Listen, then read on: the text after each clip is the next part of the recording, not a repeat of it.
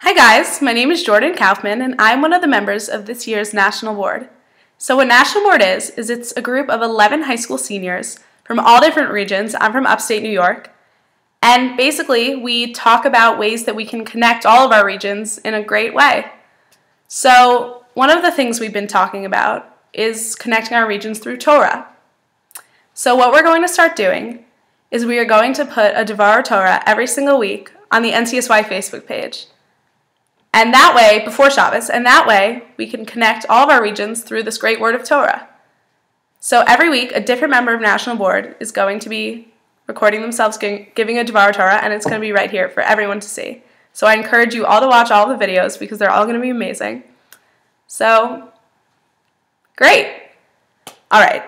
So I am the first week, and instead of talking about the Parsha, I'd actually like to talk about something we all know very well, the Shema. So when someone says the Shema to me, the first thing I think about is how we have to cover our eyes when we say the first line. Shema Yisrael, Hashem Eloheinu, Hashem Echad. Hear, O Israel, Hashem is our God, Hashem the one and only. So why do we cover our eyes? Experts say that we cover our eyes so that we can focus, because it's important what we're saying. Hashem is God. We recognize that.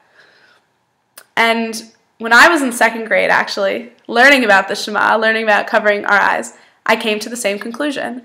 Because the way I thought about it was I used to always be in class, and with Miss Boniello, she was my first grade teacher, and I would be looking out the window or doodling on my paper, I would be listening, but I wouldn't be looking at her. And she would say to me, Jordyn, look at me, please. And I would say, it's okay, I'm listening. And she would say, okay, you might be listening, but I'd like you to look at me. And I didn't understand why I had to look at her so that I could listen to her. Like, why do we have to do both? As the year progressed and I started looking at her when I was listening to her, I realized that I might have been hearing everything when I was looking somewhere else or at my paper and listening, but I wasn't learning it as much as I could.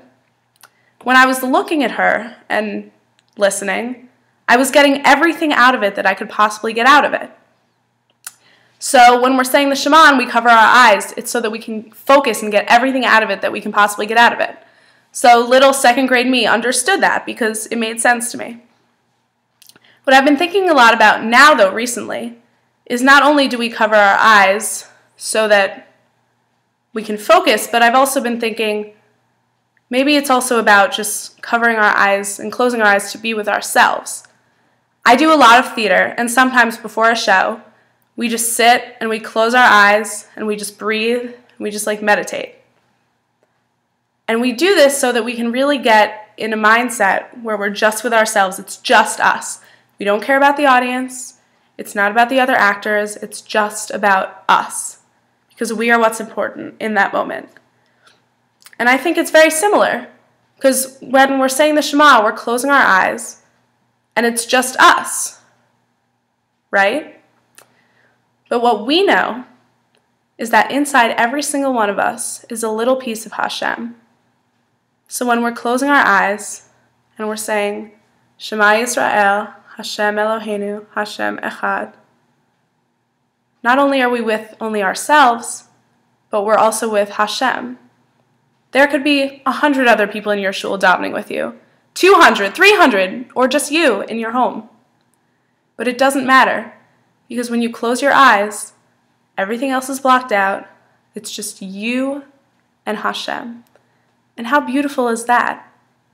It's just you and Hashem. You're saying to him, I see you, everyone.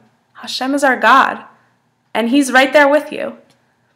So that is why I believe it is important for us to close our eyes when we say the Shema.